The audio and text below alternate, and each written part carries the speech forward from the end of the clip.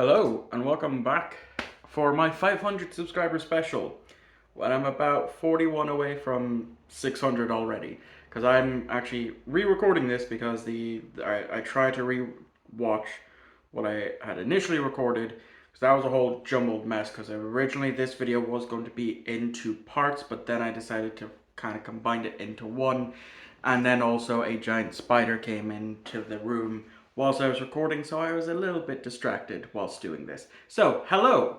Welcome to the 500 subscriber special, which is my top 10 favorite Star Trek episodes redone.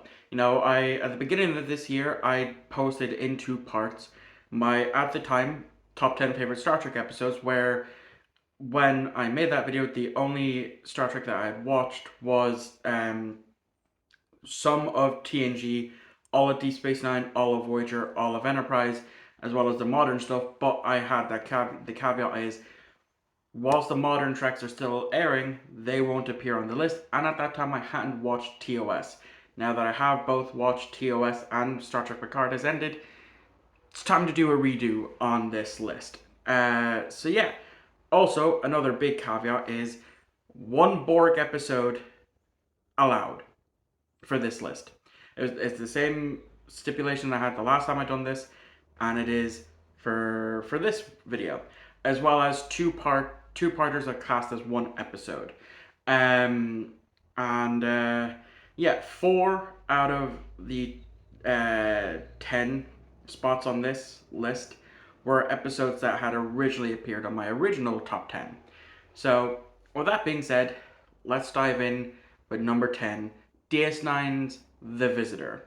Now, this is a fucking phenomenal episode, and whilst I'm still happy with the episodes that I put on for DS9 in the last list, this one definitely deserves to be on this list. It is such a phenomenal episode. Well acted, and the story is brilliant. It's essentially, uh, basically Cisco gets knocked out of the time stream, and it branches off into a completely different timeline. Without Cisco being there, the Federation immediately was losing to the Dominion pretty quickly, and Cisco went back to Earth.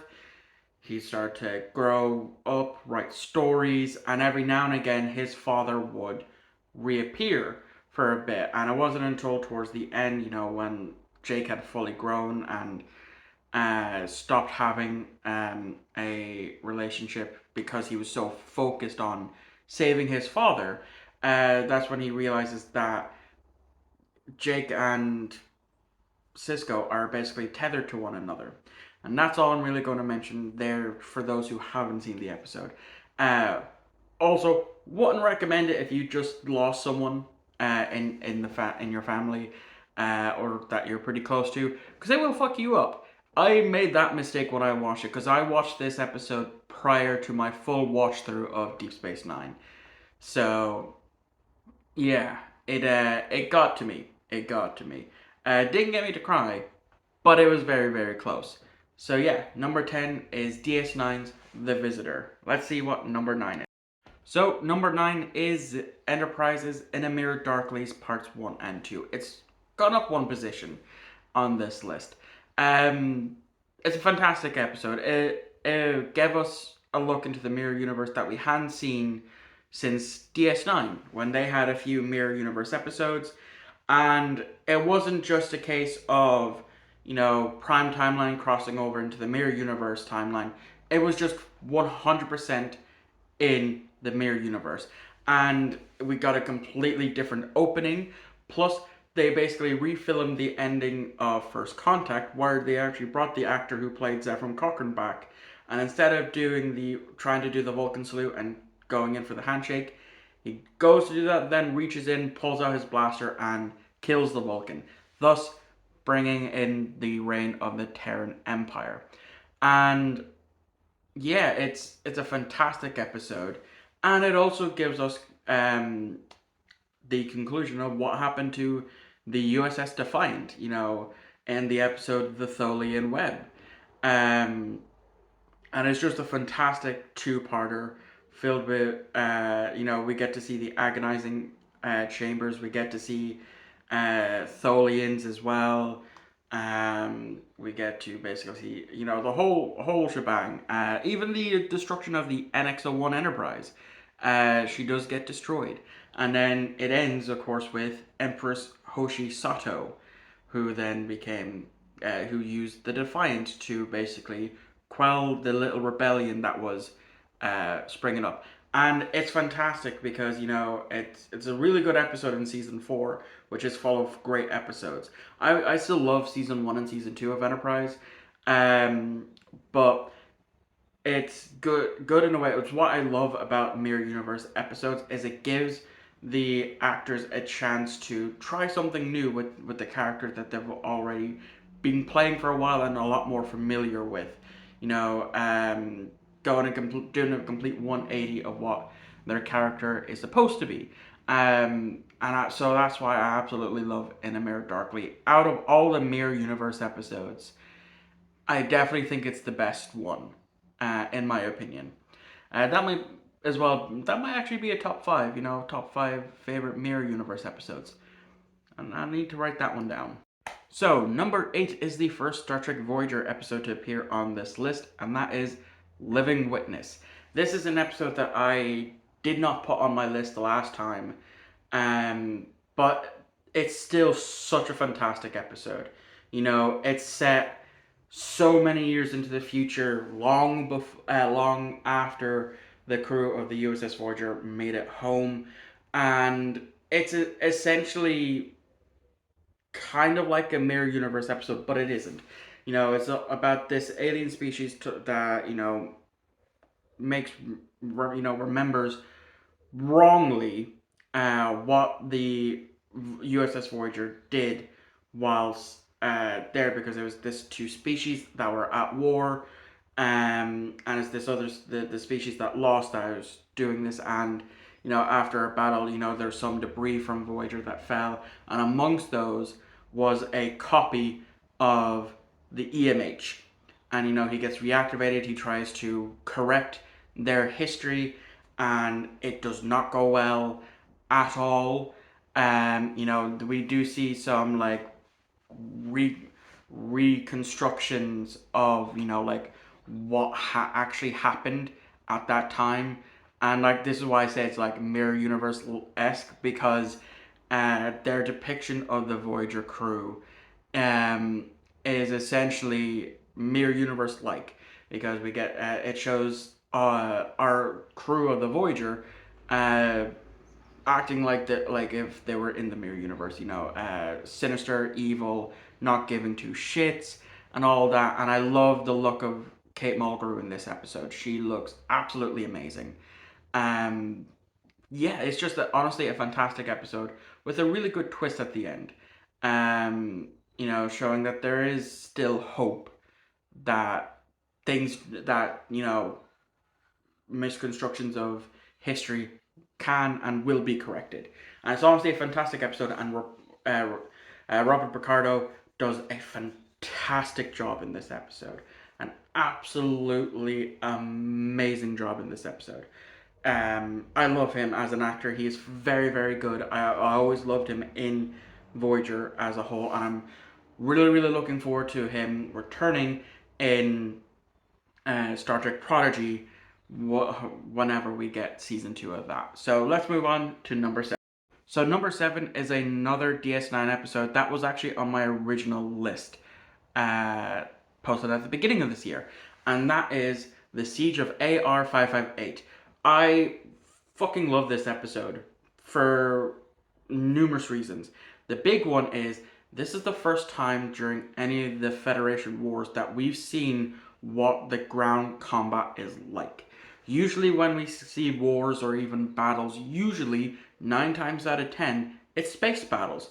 And don't get me wrong, I love a good space battle, but this was the first time we ever seen what the ground combat was like. And we've seen something similar to that recently with season 2 of Strange New Worlds, and it just builds up that it is hopeless. for the Federation trying to protect the planet AR558 because they're outgunned, low troops versus a horde of non-stop Jem'Hadar who are bred for combat and that are stronger than them. And it is just brutal. Absolutely brutal. So brutal, in fact, that Nog, who's still, fresh out of the academy, loses his leg, and that's a permanent thing that is carried forward after this episode, is the fact that Nog lost his leg. And this episode, as well as the episode that follows it, that deals with Nog's PTSD over losing his leg, is instrumental in a lot of veterans who have lost limbs that found solace in Nog as a character for this. And a lot of people did go up to the actor and say this. He's been on record for saying that he feels lucky that for that. He feels lucky and he feels proud for that fact. And it gets so desperate for for the Federation troops that are there that literally a lot of the time it results in hand-to-hand combat just because there's so many Jem'Hadar there that you think that this is it. This is going to be the end for a lot of these people, but they pull through, thankfully. But still, the Siege of AR558 is my absolute favorite Deep Space Nine episode, and I can't wait to cover it when I get around to reviewing Deep Space Nine. So let's move on to number 6. So, number 6 is the only Star Trek Picard episode to feature on this list, and that is the last episode, The Last Generation. The Last Generation is a perfect ending for Star Trek Picard. I love Star Trek Picard, both season 1 and season 2. Absolutely loved it. I know a lot of fans didn't. I did. I absolutely loved it. And even season 3, I fucking loved because it is just what fans had initially wanted with season 1 and season 2 of Picard, and that is a love letter to TNG. And it is one massive love letter to TNG. Not only do we see the in this episode the Enterprise D that we thought was long since gone. The only thing that survived was the saucer section that was dropped on Viridian 3. We thought, the Federation weren't going to manage to retrieve that. And for in the end of the last episode to see that Geordi has been working on this secret project that was hinted at in episode 6, and because it's one of the few ships that isn't connected to the more modern ships. And this is my one and only Borg episode on this list because it is phenomenal. We see hopefully the end to the Borg in this episode, But then again, we keep saying that. How many times has the Borg Queen died and she just popped up like nothing? So, yeah, maybe it might not be the end, but still. It's honestly a phenomenal way to end, Everyone has something to do. The original TNG crew, they have something to do. Data flying the ship with Geordi. He hasn't done that since he was promoted to chief engineer. Fucking Beverly Crusher in tactical firing the ship. Hearing Majel Barrett's voice again as the ship's computer is just amazing. The ending is amazing. 7 of 9 being captain of the Titan A with Rafi.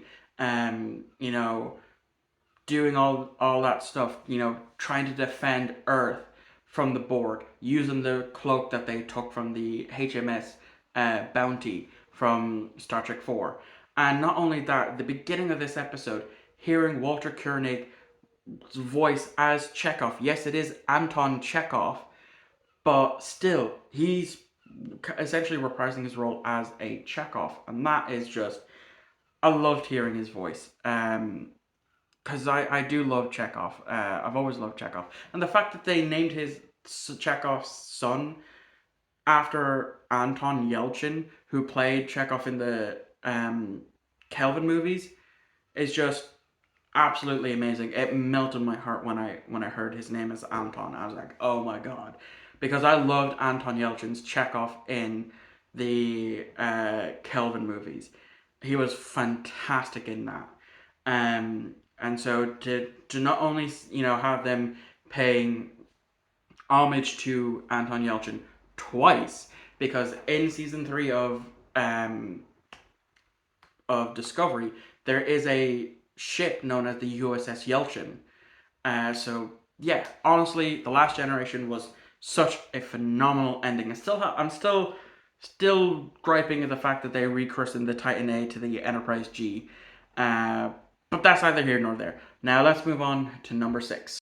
Sorry, that's me being an idiot. Number 5 is actually what we're on, and it's another episode that was on my original list, and that is Yesterday's Enterprise. Um, because it's such a good episode. It's such a good what if as well. What if the Enterprise C wasn't destroyed at the Battle of Narendra 3? And it's a pretty bleak timeline. That it's so bleak that they've been at constant war with the Klingons that the Federation is literally considering surrendering. That's how bad it is. You know, um, but not only that, is no longer known as the USS Enterprise. It's known as Battleship Enterprise. And there's even some minor tweaks to the uniform as well for this. And it is so dark. It is really, really dark. Now, I love the look of the Enterprise C. She's an ambassador class. It is definitely, of course, the perfect stopgap between the Excelsior Enterprise B to the Galaxy Enterprise D, which is what I love. And Rachel Garrett as captain of the Enterprise C is phenomenal. So much so that a lot of people do want to see a Rachel Garrett led season of Star Trek. I don't mind either way, but not only that, this was the first time that they brought back Denise Crosby as Tasha Yar.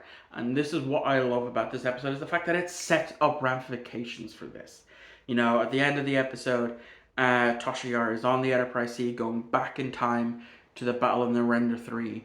And we learn later on that the Enterprise C wasn't necessarily destroyed. The what was left of the crew of the Enterprise C surrendered, and because of that, a Romulan member took Tasha Yar, fell in love with Tasha Yar, had a daughter named Sela, who was half human, half Romulan, and fucking had her then become the leader of the Tal Shiar and a thorn in the side of the Federation. Granted, we don't know what happened to Sela. We know in Beta Canon Star Trek Online she's still active and actually survived the death of the Hobus system. But in Prime Canon, Alpha Canon, we don't. And I would love to see Denise Crosby show up again in one of these episodes of modern Trek. Because I think that'd just be neat. Anyway, let's move on to number 4. So, number 4 is another TNG episode, and that is The Measure of a Man. This episode is such a huge episode in the widescape of Star Trek, because it's essentially an ethical dilemma, courtroom drama, where Lieutenant Bruce Maddox, is trying to convince the court, the Federation court, that Data is not a sentient being, that he is the property of Starfleet, and therefore he has the right to deactivate Data and study him to replicate other synthetic androids. And Captain Picard obviously has to argue against that. And it is such a fantastic episode. And I forgot how good it was until I uploaded the YouTube short about it from from a clip just from that episode. And that's why I decided to put it onto this list. And it has, this episode ended up having some massive ramifications later on in the timeline in season 1 of Star Trek Picard. Bruce Maddox actually managed to get a hold of B4, which I'm pretty sure Data left him, and maybe Lore. I'm not 100% sure on Lore, but he was able to then, study B4 and create synthetics, which of course then led to the destruction of the Utopia Planitia shipyards, which has also then indirectly led to not a lot of Romulans surviving the destruction of the Hoba star system. But still, Measure of a Man, despite all of that, is still a fantastic episode. I've often seen so many YouTube lawyers react to this episode and praise how accurate it is in the line of court. So you just know that if these lawyers are giving mad props to this episode, it deserves to be so well regarded by a lot of Star Trek fans, and I had to put it on the list. So now we're cracking the top three. So what are my top three? Well, my number three is actually a TOS episode, and that is The Trouble with Tribbles. Yes, first time watching this episode, technically, I say technically because I did see, obviously, DS9's episode, Trials and Tribulations, the 30th anniversary for that. But The Trouble with Tribbles, for me, is one of my favorite episodes to come out of Star Trek, the original series. It is just fun, light-hearted, and it's another Klingon episode where we see multiple Klingons, and it's fun. It was fun, for me watching it for the very first time when I was doing my review for Star Trek: The Original Series, and in my mind, because I've already seen Trials and Tribulations, I'm just looking and I was like, okay, so this scene is where the DS9 crew is, because as I'm watching it, I'm in my head, the DS9 crew is here, the Defiant is here, just cloaked, and it made me enjoy the episode that bit more. It's honest to God one of my favorite episodes, but not my actual favorite, because my actual favorite is number two, and that is The City on the Edge of Forever. This episode was so close to being number one, but the more I thought about my actual favorite episode, I had to put it at number two. When I was watching season one, as I was approaching the City on the Edge of Forever, I was worried. I was worried because this episode had been so highly built up to me that I was like, I probably won't end up liking this. I'll have another one of my hot takes where I don't. And I was very worried about that because that has happened to me multiple times. It happened to me for Star Trek anyway. The Wrath of Khan built up. I think it's highly overrated. The Best of Both Worlds parts 1 and 2. Part 1 is really good. Part 2 sucks. And for Doctor Who, Genesis of the Daleks, that's a video I still need to make. Ian, if you're watching, I promise, I think I have it scheduled for either November or December for my review of Genesis. So it is coming.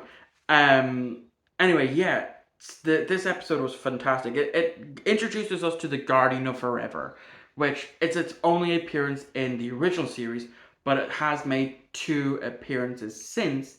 Obviously, in the Star Trek the Animated Series, that takes place not long after the end of the original series, and of course season 3 of Discovery, and yeah, it's fantastic. This, like, I see why this is everyone's favorite episode. I see why this won an award. Yes, the episode, the script was heavily altered from the stories that I've been told, that it was heavily altered from what was originally supposed to happen. But still, it is such a phenomenal and beloved episode, and too fucking right. Too fucking right. It deserves it. And if it wasn't for my number one, this would have been my number one. So, what is my number one? It's the exact same as the last list, and that is Voyager's Death Wish. This episode is another courtroom drama, but it is just, there's so much importance to this. Not only is it the first time we see another Q properly, it's also the first time we are ever brought to the Q continuum. Something that we've heard of whenever Q shows up in the Next Generation. He only had 1 appearance in DS9, and he had 3 appearances in Voyager. This is his first appearance, and the actor who plays Quinn is fantastic. He is honestly so lovable that I have no issues with him. And then of course John Delancey. He's John Delancey. He's fucking Q. He wrote the book on being Q, and he's just so amazing. And like I said, there's just so much implications of Quinn seeking asylum so that he can try to commit suicide because he's done it all. He's been at this point the Q were omnipotent, undying beings that that has experienced everything there can be, and the only thing he can't experience is the one thing he wants to, and that is to die. And it's phenomenal. It is honest to God phenomenal. I absolutely love the episode, and that's why Death Wish will always, always be my favorite Star Trek episode. So there you guys go. That has been my updated top 10 favorite Star Trek episodes in one video. So let me know what you thought of this list in the comments below, and let me know what your favorite Star Trek episode is. Thank you all for watching. I hope you enjoyed, and I'll see you all on Monday for another brand new movie review.